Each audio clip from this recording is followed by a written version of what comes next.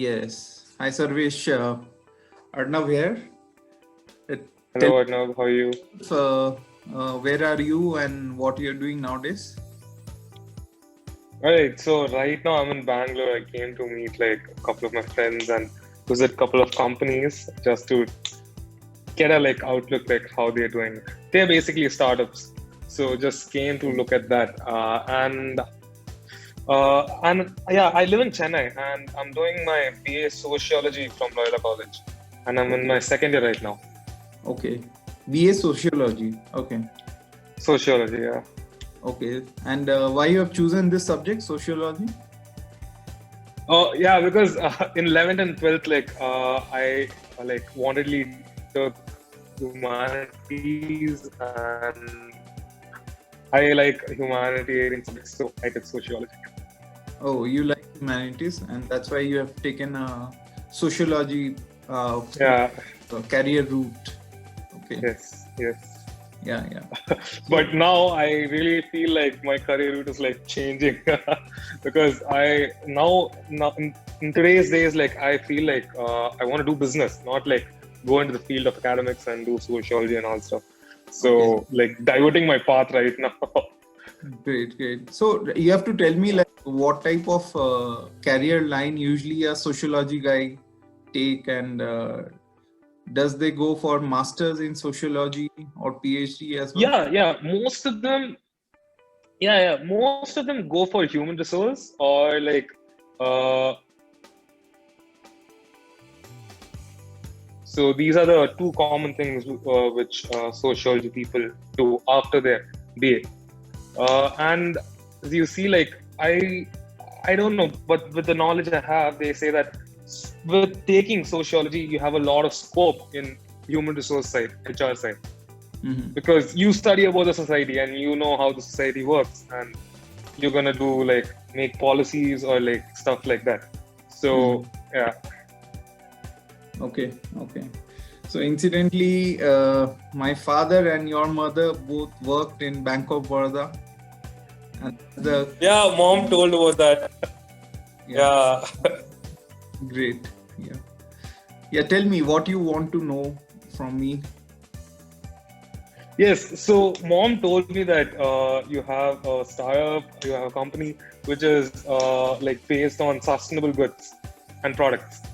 So even my aim and goal was to like start a business of having like sustainable products and selling them in the market.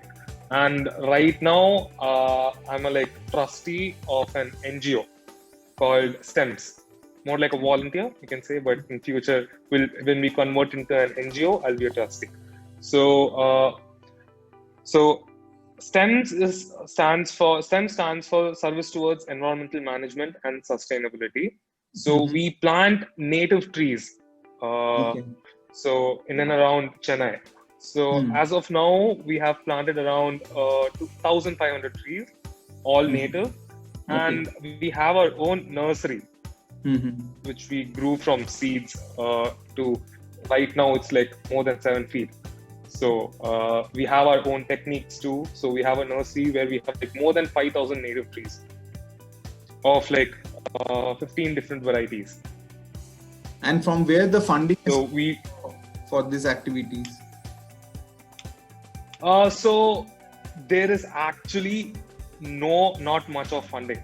All you need is contact. So funding, like I'll tell you. So to like start a nursery, all you need is soil and that packet, the Mhm. covers which you put in, those Mhm. black pouches. That's the only investment, because soil anyway, like from if you have a land, you can dig it up and put in that packet. And seeds purely we have collected from the roads. We haven't bought a single seed as of now. Okay. So all we have collected from the roads and we let it grow to small saplings and we converted into the big covers. And now those covers hold 7 feet tall trees. They are just like 1 year olds. And now they are like ready to plant. Okay. So, Yeah. where in Chennai you live currently? I live in Mogapet, Annanagar, near Mogapai. Annanagar. Okay. You know Anna Nagar West? Yeah, I know. So Anna Nagar West, I have stayed there for 2.5 years, and Oh, amazing. I was at that time working in Britannia, and Britannia Uh, factory was in Padi area. So yeah, party. Yeah, yeah. yeah, so I used to catch a bus and then go to the office. It was nearby, near the Ambattur side. So first Padi comes and then Ambattur side comes. So Yeah. it was in 2007 to 2000, end of 9. So Oh, back then wouldn't have been like that much developed, those areas and all. yes, It'd be like yes. more scarier and full of dense forest. No, it was fine, but I think now it is much more developed and much more cosmopolitan city it is as compared to Yeah. 10, 15 years ago. Yes. Yes. In your initiative, how many friends of classmates are together, or your professors are also together, and how you're looking to shape this? All right. So I didn't start this. So our leader, his name is Jacob. So he has his own fabric company. So he makes he like trades lining materials and all stuff. So he started a mission called Trees on Earth.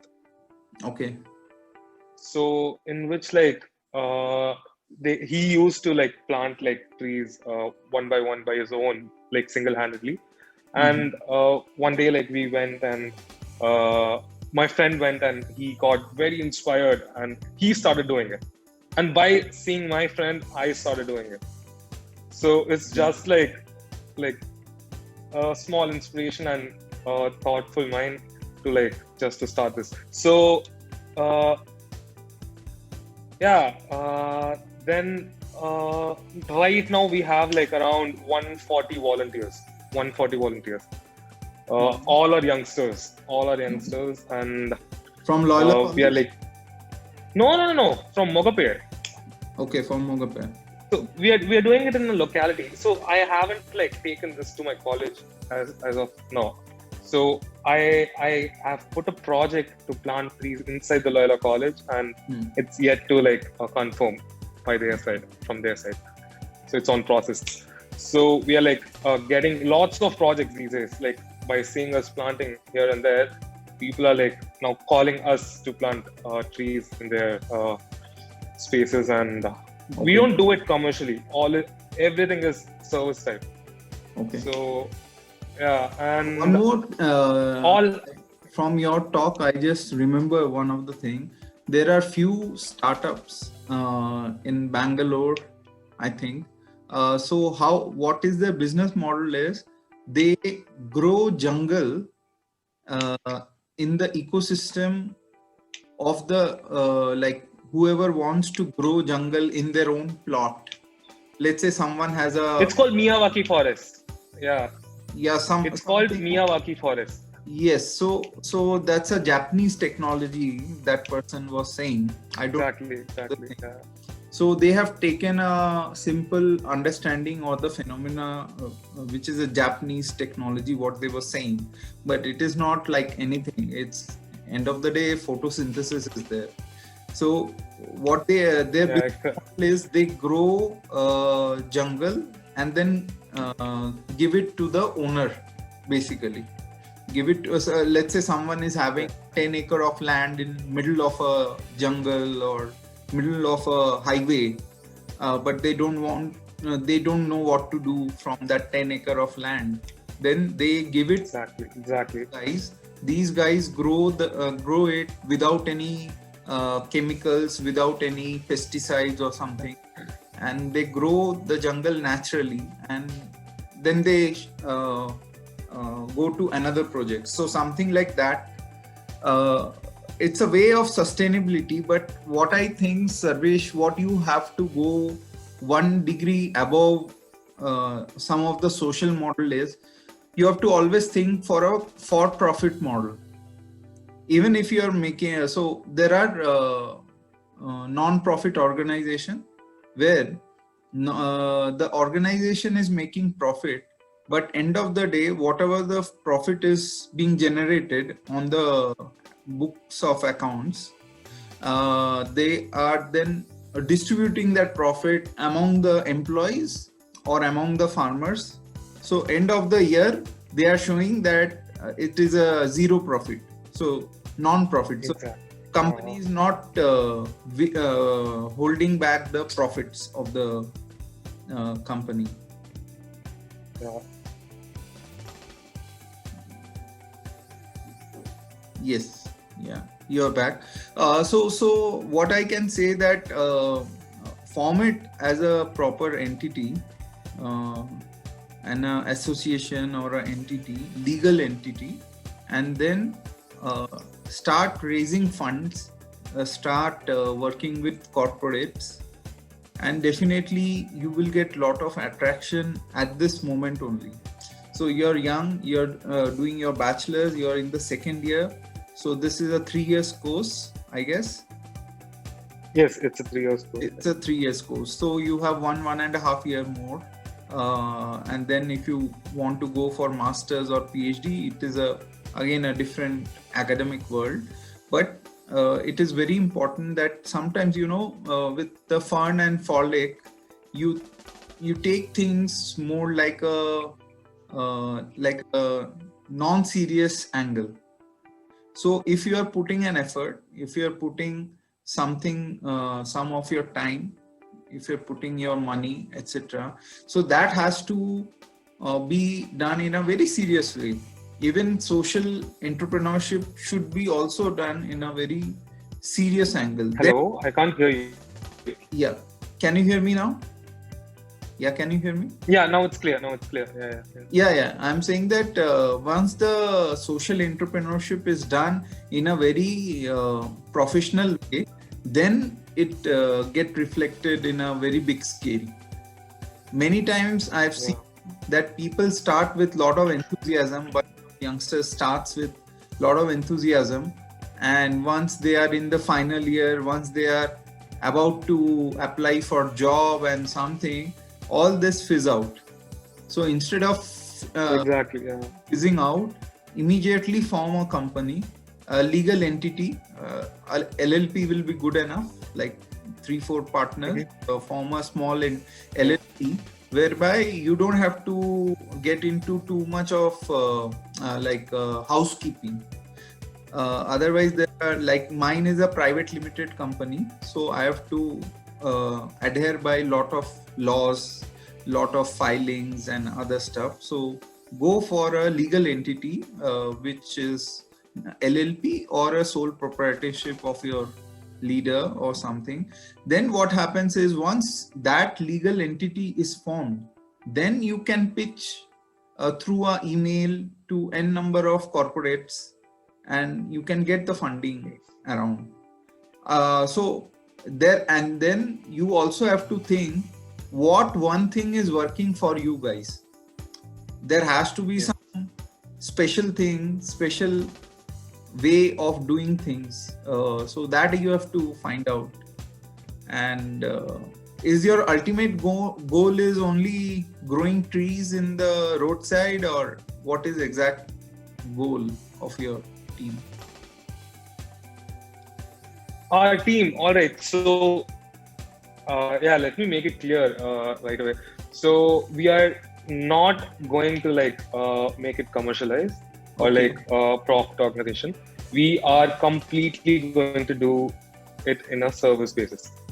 Okay. So, and we have already gotten many sites and projects.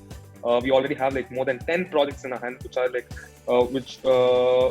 we will plant around 50,000 trees.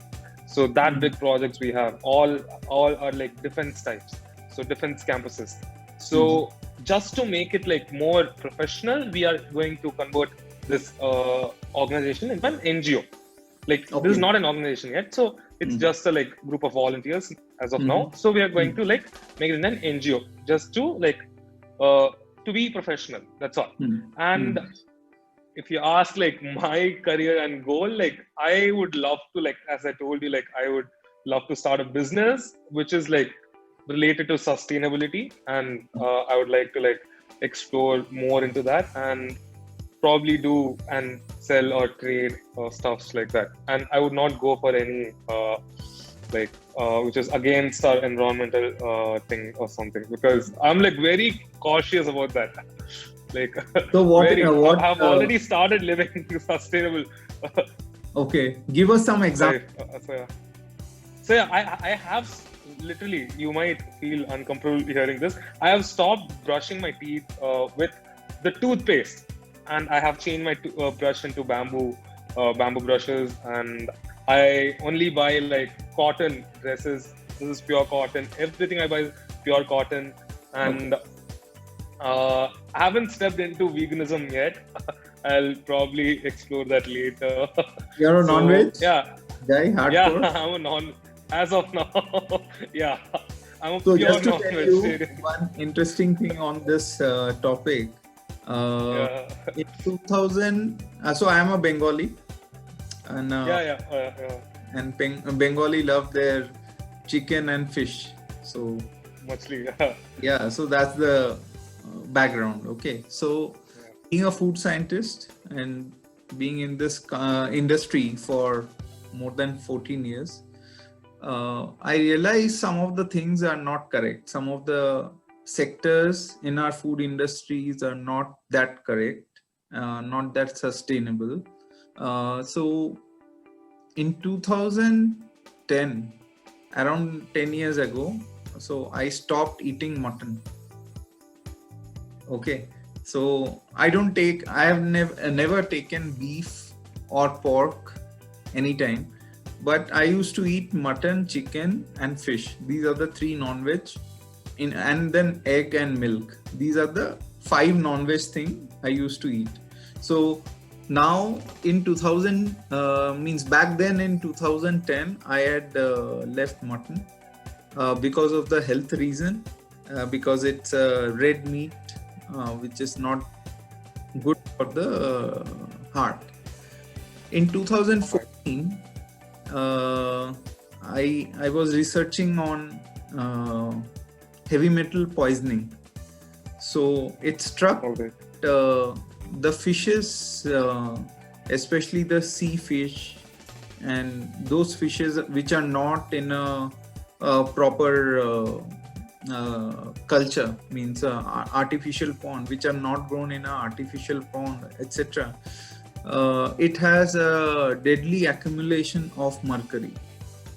So mercury and lead, these are the two main high heavy metal contaminations are there in some of the fishes.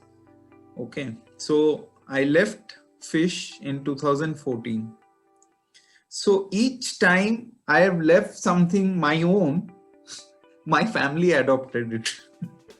I have never forced them. So my family adopted it.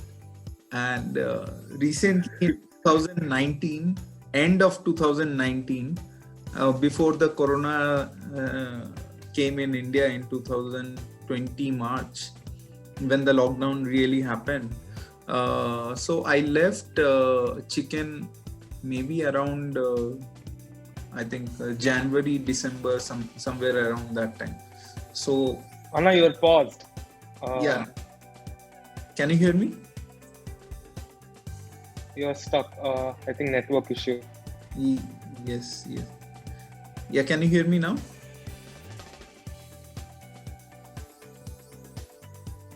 Yeah, can you hear me now? Yeah, now it's clear. Yeah.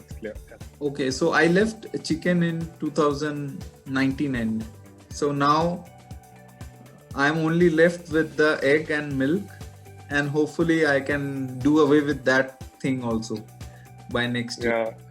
So there is a progression of going to the veganism, and just by going to veganism will not help unless you have a substitute for it, which is nutritious enough, which is having high protein. These are the important things that I've changed myself. So yeah, please carry on to your talk. Yeah, as you told, like it's really tough to for me to leave non-veg because since birth I'm eating non-veg and as, even for you it took like 10 years. 10 years. So probably it will take more than 10 years for me to stop it. But eventually I'm like really looking forward to like stop eating non-veg because yeah, I know the effects as of now. Yeah. So what will happen in the future? Yes. Actually, when I was in Karnal, and maybe at that time I was maybe 5-6 year old. So at that time we used to buy chicken every Sunday. Okay. So I was very young, 5-6 year old only. So my dad took me to one of the butcher shop. So in the butcher shop, they used to guillotine the chicken. So I was not allowed to go inside and see how it is killed, basically, cut or killed. Had I seen that at that time, I would have left chicken by that time only. So it's not sustainable. Actually, these things are not sustainable. This type of protein or the food sector is not sustainable. And sooner people understand, especially in the case of, let's say, cow, the milk industry is such a flourishing industry, no doubt. But one of the major factor of greenhouse emission is the cattle across. Cattle, yeah. They fart. But no one talks about it. They fart. Talks about it. They fart and they release methane. And that is increasing the temperature of the atmosphere. So it's not that prevalent in India than it's in US because like in US and all they herd like millions, like thousands, 10,000s of cows like by a single owner. So they have those huge cattle farms, and luckily India don't eat beef. Otherwise, India would also have like those large farms. But in US, like their staple food is like ham, meat, and all stuff. So they breed in large quantity. So there is actually called like cow mafias. Even no organization talks about these things. This cattle farming. No one talks about banning cattle herding in like huge number and exploiting cows and all stuff because they are like a huge industry and it's like really tough to like get them down now. So end of the day, take any organization, like even PETA doesn't talk about this exploitation of cow because they are like reached a level where like now they can't be touched. And they have the influence of the government too. So there's a movie, there's a documentary called Cowspiracy. Okay. So where everyone should like. Where it's on Netflix. It's on Netflix, or like you can also like check it out on YouTube. I think it's there in YouTube too. So it's called Cowspiracy. So they talk everything about this. So a guy documented all these things. They even reached out to Greenpeace, PETA, United Nations, and other other organizations. But they refuse to talk about this topic. As you see, at the back of my chair, so this is a Spotify gluten-free flour. This is 100% vegan. There is no milk powder added to it. And going forward, some of the other that we are working on, most probably all of them or most of them will be without any any animal source or animal origin. So that's our target. We are agri-food startup. We are now in the health tech space as well, because gluten-free flour, which does not have any wheat in it. It's a multigrain of various other plant-based source. Basically, it does not have the gluten protein, because nowadays gluten is quite allergic to many people. A lot of people, who have certain immune system which is quite reactive to the gluten protein, which is present in barley and wheat and rye. But rye people don't consume much in India, but barley definitely, barley malt and all, it has gluten. And wheat is again another substance which has gluten, another ingredient.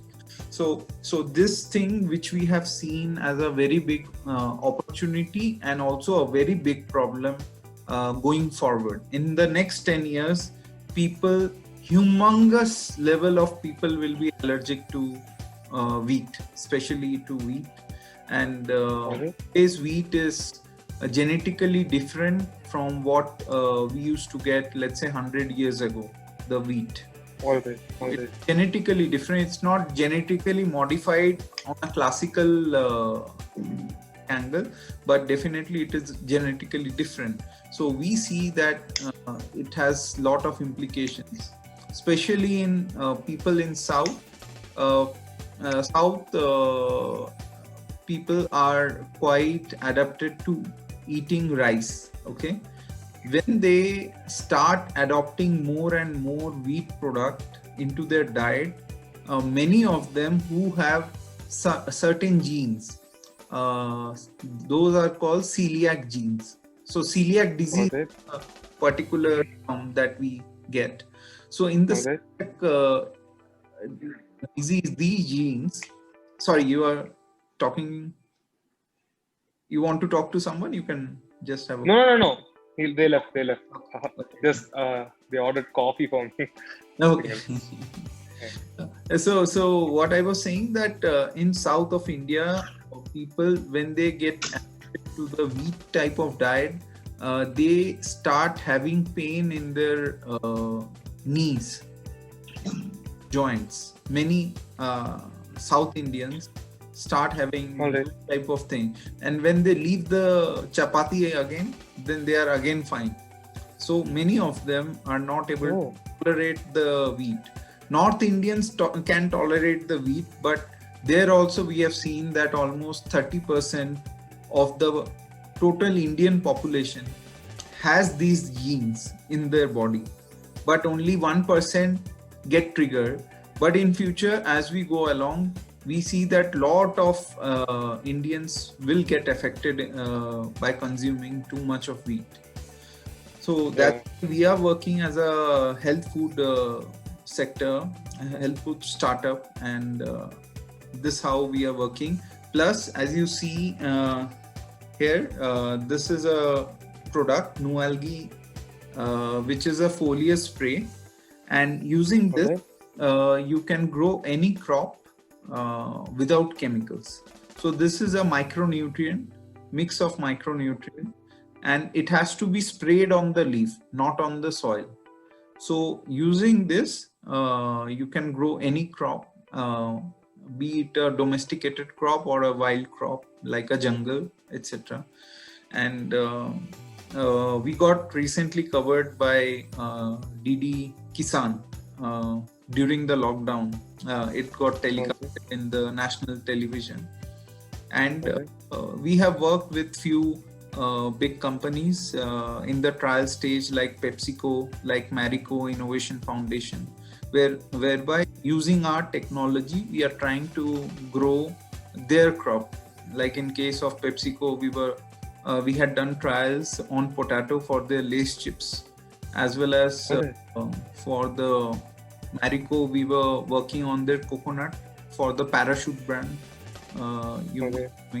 So so these are some of the things that we have done, and we are also talking to farmers so that slowly but surely we can take off the agrochemical, which are harmful agrochemicals from the ecosystem. So unless sometimes what I see fallacy in our ecosystem is we start to pressurize the farmer and say that you have to leave the agrochemical from tomorrow and you have to go for an organic way of life or organic way of cultivation. Unless you give a sustainable and a good source or a good technology so that the farmer can use it and then they can leave the other harmful chemical technologies. Unless you give that to the farmer, a farmer in today's time cannot even afford a one crop cycle of lower yield, because then what happens is one crop cycle, I'm saying, even one crop cycle of lower yield they cannot afford. So if you are currently using a chemical farming, doing a chemical farming, and suddenly you start you do a shifting towards the organic farming, the yield will suddenly drop for at least for 3 years. Then again it may rise if you are doing a proper way of organic farming. But unless you have a good technology and all, the yield will never come to the level of the chemicals. Okay. Then what happens is the farmers say that by organic way of farming, I am getting lower yield.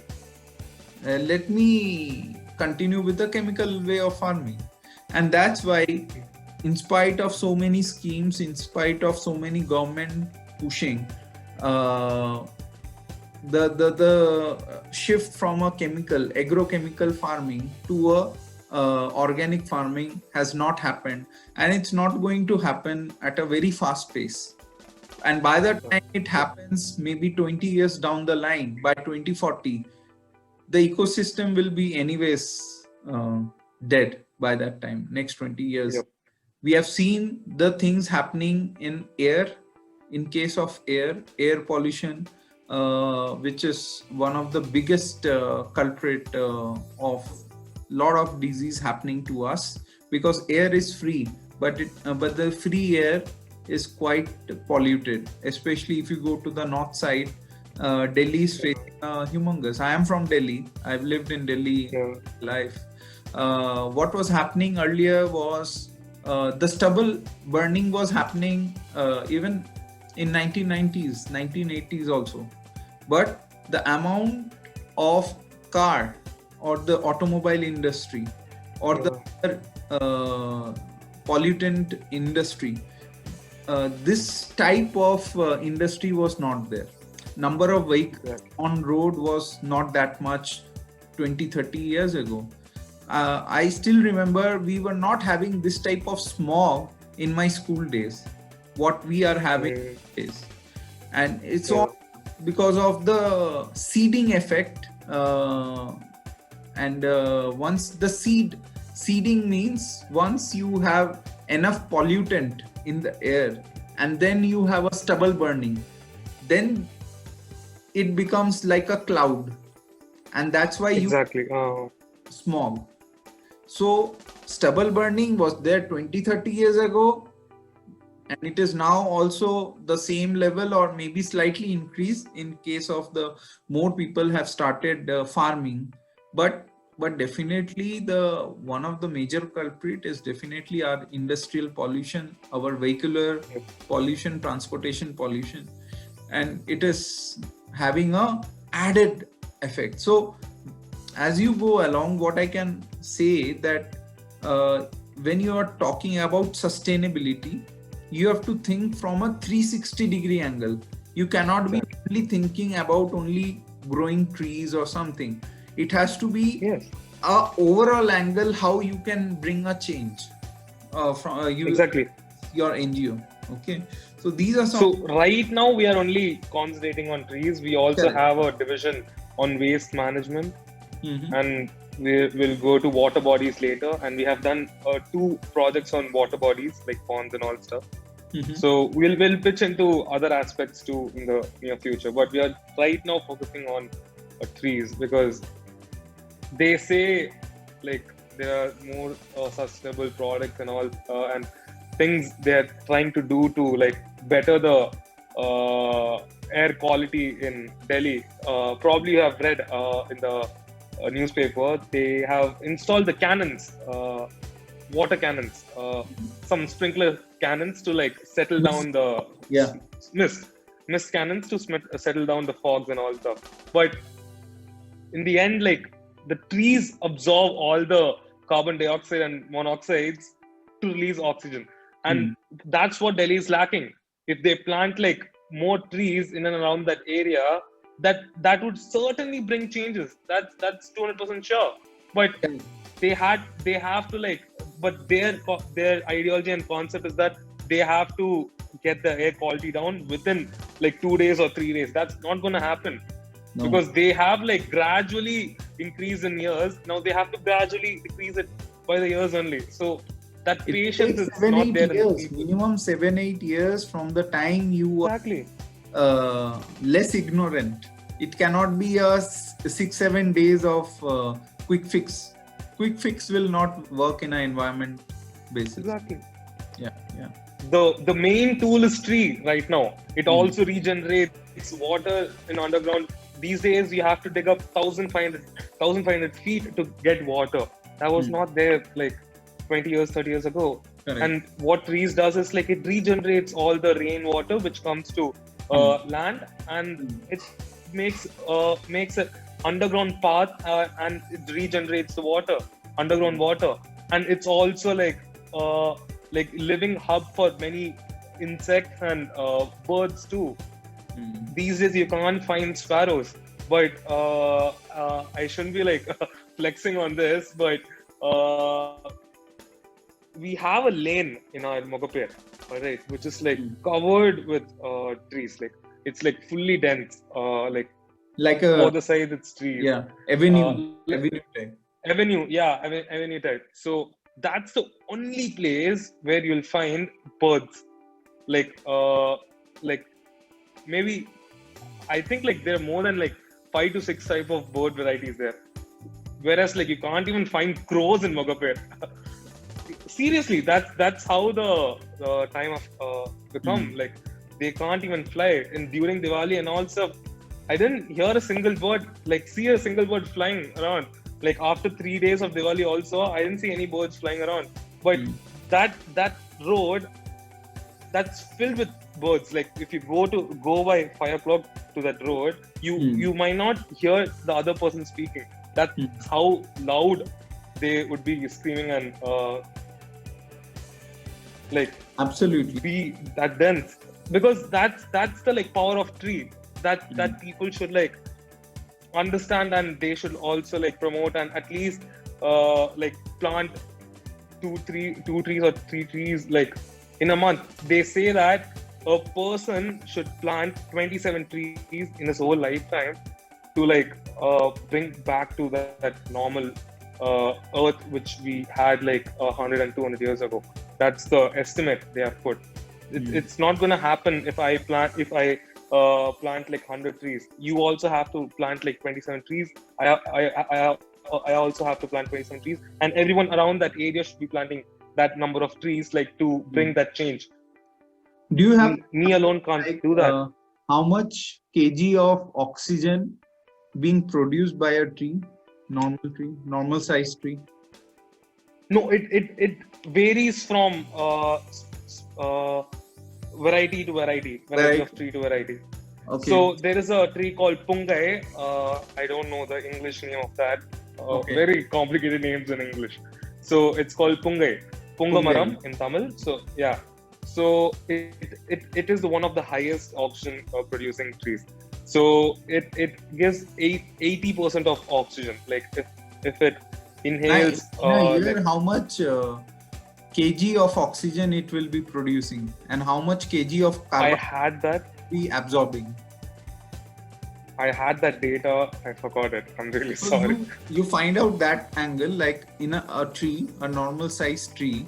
I had that data. Kg of oxygen and carbon dioxide it exchanges, and a human, how much amount of carbon dioxide we release and how much oxygen we inhale. So accordingly, it can be a very interesting statistics.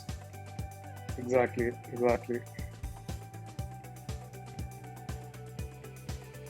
Yes. So you can try our micronutrient in wherever you are this one. So wherever you are doing the planting of the trees, so you can fix in your budget accordingly, and you don't need any agri chemicals. You can need gobar, basically little bit of gobar, vermicompost, or and this type of micronutrient. You can very well keep the area green for a longer time, and that's our main idea, na? How to go about, and I think it can really work. But only thing, Exactly. even if it is a NGO, try to generate profit. See, as a startup, I can only like I can give an advice that all these initiatives are good enough. One is you need to have a passion, which I can see in you, that you guys have a passion to do something for the environment. Second is you also need to have sufficient fund to fire your passion. Otherwise, what will happen is as you grow in your career or in your life, the next stage for you will be definitely doing a job and or starting your own startup, either of the two. Once you pass through that phase, then there will be a phase where you are getting married. Okay, once you get married, then the family life starts, and then there will be lot of responsibilities on you, your kid. You will have older parent to look after, and the priorities of the life changes. What you have priority in your life today will not be same 5 years down the line, 10 years down the line, or 20 years down the line. Exactly. The priorities are going to change. So accordingly, if you can make your hobby as your earning, basically, and then the passion remains forever. Many times I have seen people are into a job which they don't like at all, just because they are getting a salary at the 30th of every month. That's why they are doing job. Otherwise, many people even in the IT industry are not liking the IT industry. First of all, they never wanted to be a IT engineer. Only their parents forced them, and that's why they are in. Right.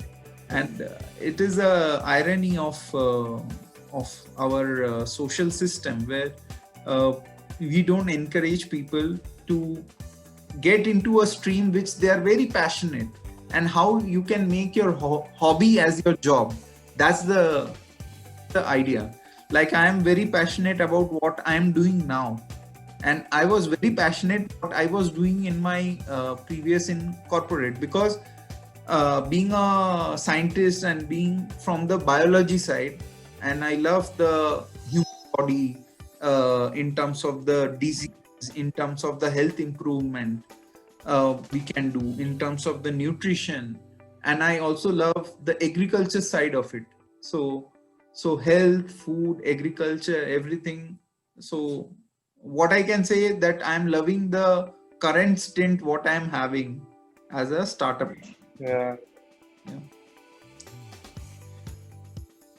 Anything else, Sarvesh, you would like to share with me or with our audience? Yeah, sure.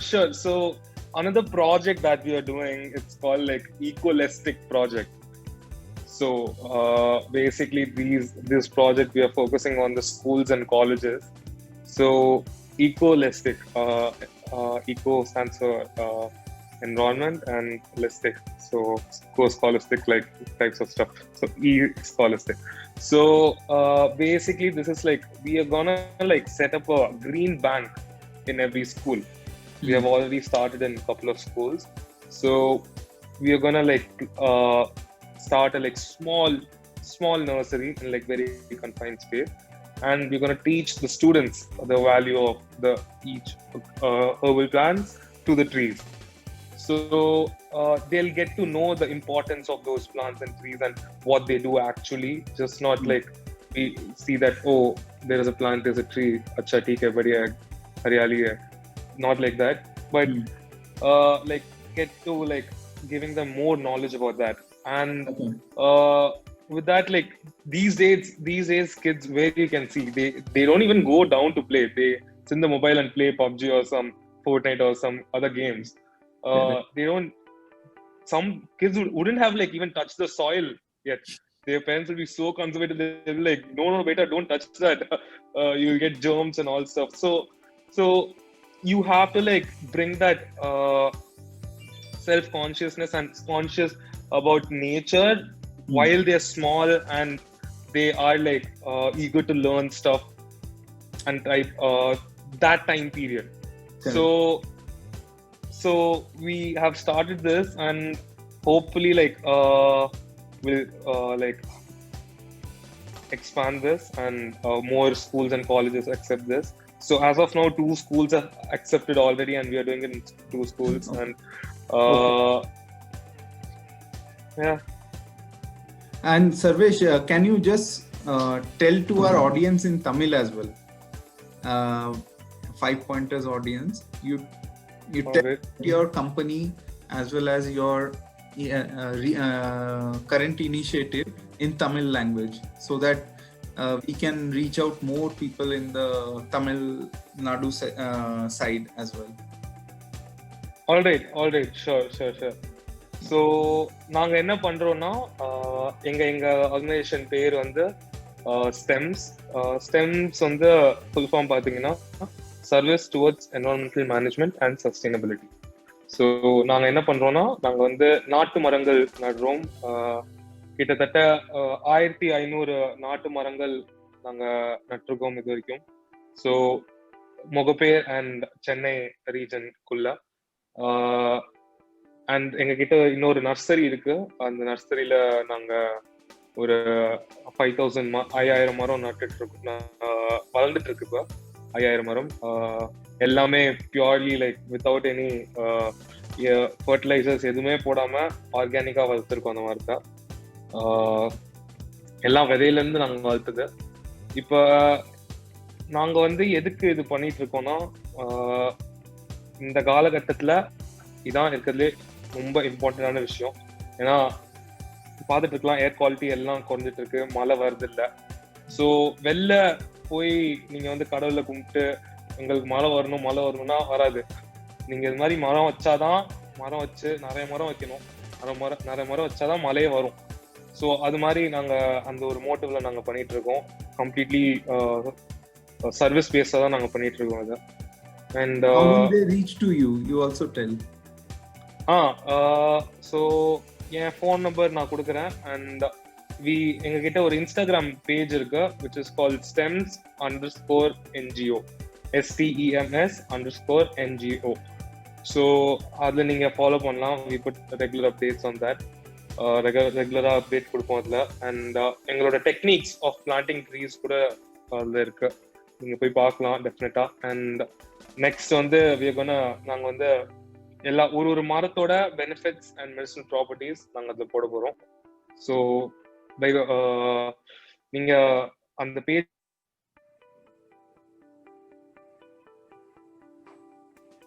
so much. Great.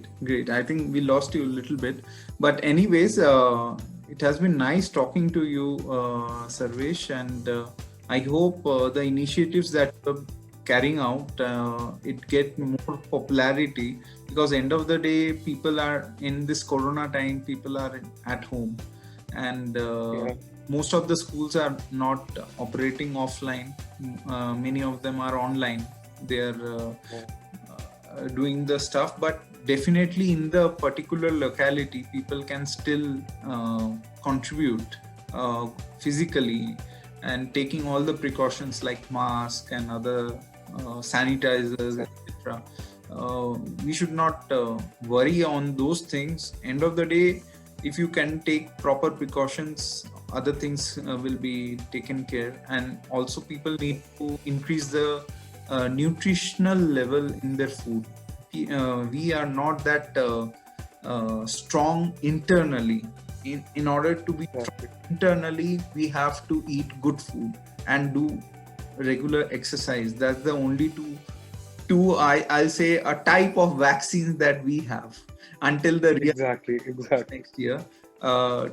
The food and the exercise are the only things which will hold you at this stage. And any last message to the small children of the schools any particular thing in Tamil, you please tell them.